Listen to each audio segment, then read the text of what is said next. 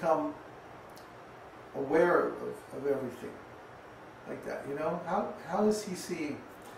And I was meditating on this question for a long time. And then one day I was taking a walk.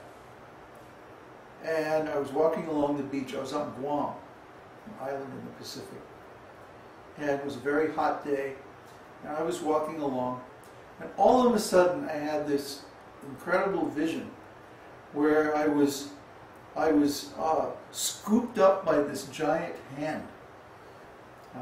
And here I was, about the size of one of these ants, sitting on this hand. And the hand was going up like this. It was accelerating, you know. And I was being pushed into the hand by the force of acceleration. And it was dizzying. I got vertigo. I was like, wow, where are we going? Higher and higher and higher. You know? And finally the motion stopped. And everything was very quiet. And so I crawled over to the edge of the hand. And I looked down. It's like, where are we anyway?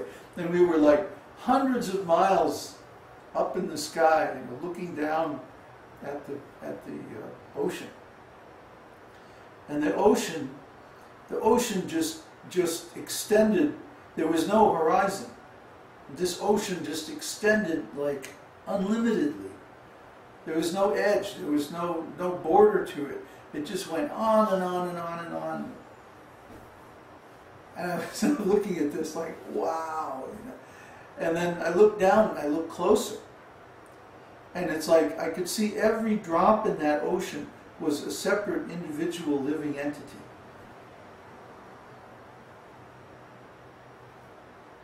Yeah, this was just like mind-blowing, right? Mind-blowing. So then I was sitting on the hand like this, and then the hand started to turn like this. And pretty soon I was facing directly the Lord's face. And I can't describe you what I saw. I can't describe it. It was just, it was too amazing. But anyway, I had to come back because it was so, I didn't want to go. I wanted to just like stay there, and you know, it was too wonderful. But anyway, I had to come back. So then I came back, and it was just a second later, my foot was hitting the ground. I had taken one step. The whole experience felt like it took like 10 minutes, 15 minutes. But it all happened just during one step of walking along the beach. So I'm going, okay, Krishna. You know, there are certain things that are not for us to understand because they're beyond our limited capacity. And even if we're given a vision or a symbol, a metaphor, you still can't understand it. Now, who can understand an ocean that has no border, that has no end? You know, this is beyond the capacity of the jiva soul to understand. So Krishna is very grave. 27.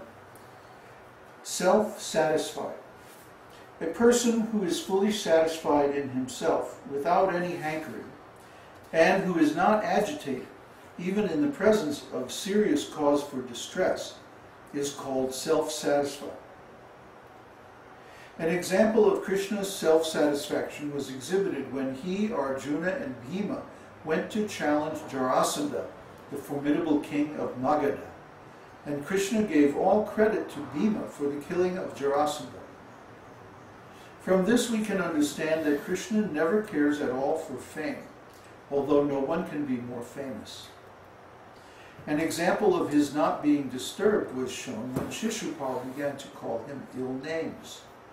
All the kings and brahmanas assembled at the sacrificial arena of Maharaj Yudhishthira became perturbed and immediately wanted to satisfy Krishna by offering nice prayers.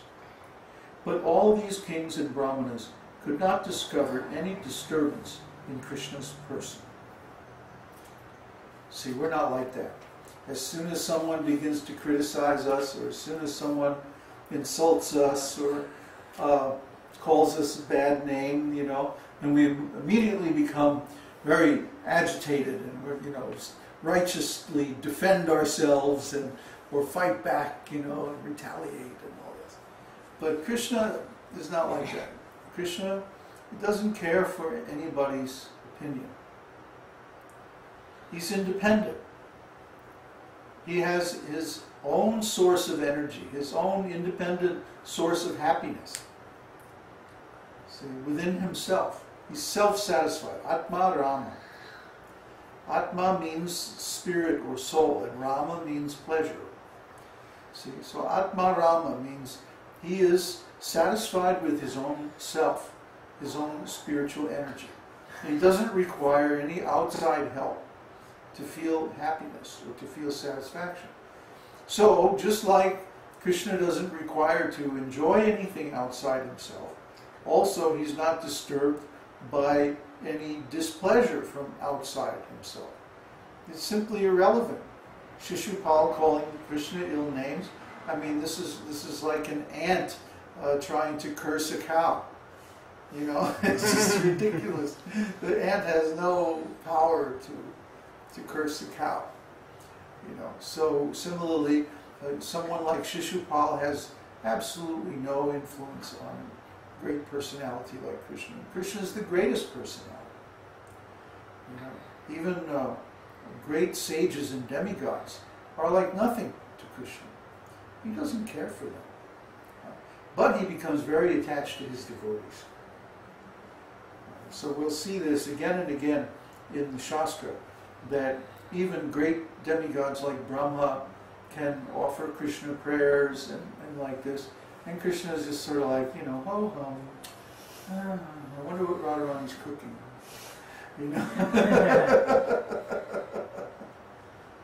But he's not concerned either with praise or blame. Neither one disturbs him, because he has his own independent source of pleasure. And so do we, actually. If we become Krishna conscious, we have Krishna within ourselves, and he is automatically giving pleasure and satisfaction to the surrendered souls. We don't need any outside pleasure. I've described this so many times. All you have to do is sit down and turn your consciousness within and contemplate your own consciousness, your own self, your Atma. Atma is already eternal and spiritual. And so when the Atma, the spiritual self, the soul, is in contact with spiritual energy, we automatically feel pleasure. See?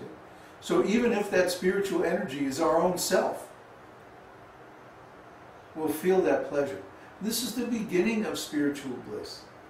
But even that is nothing compared with Paramatma realization, Bhagavan realization. That Brahman realization is just the beginning. Yeah, it's just the start.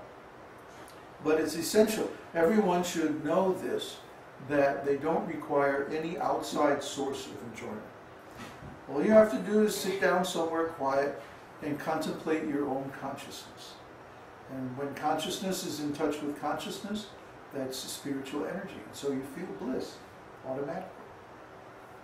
It's elementary, my dear disciples. Okay, so number 28, possessing equilibrium. A person who is unaffected by attachment and envy is said to possess equilibrium. An example of Krishna's equilibrium is given in the 10th canto, 16th chapter, verse 33 of Śrīmad-Bhāgavatam, in connection with his chastising Kaliya, the 100-headed serpent. While Kaliya was being severely punished, all of his wives appeared before the Lord and prayed as follows. Dear Lord, you have descended to punish all kinds of demoniac living creatures. Our husband, this Kaliya, is a greatly sinful creature, and so your punishment for him is quite appropriate. We know that your punishment for your enemies and your dealings with your sons are both the same. We know that it is in thinking of the future welfare of this condemned creature that you have chastised him. See? So Krishna is never angry. Krishna is never vindictive. He's never jealous. He's never envious. Krishna is always equal to everyone. Yeah? And the touch of Krishna's lotus feet on the heads of Kaliya was just as good for him as the touch of Krishna's lotus feet on the heads of his sons. See? This is a custom in ancient Vedic society, that in the morning the children will come and they'll offer obeisances to the lotus feet of their parents and take their feet and actually put them on their heads. And then in return the parents will offer so many affectionate gestures to the children. And that way everybody knows that they're loved. Huh? It's really very nice. I mean, it's such a nice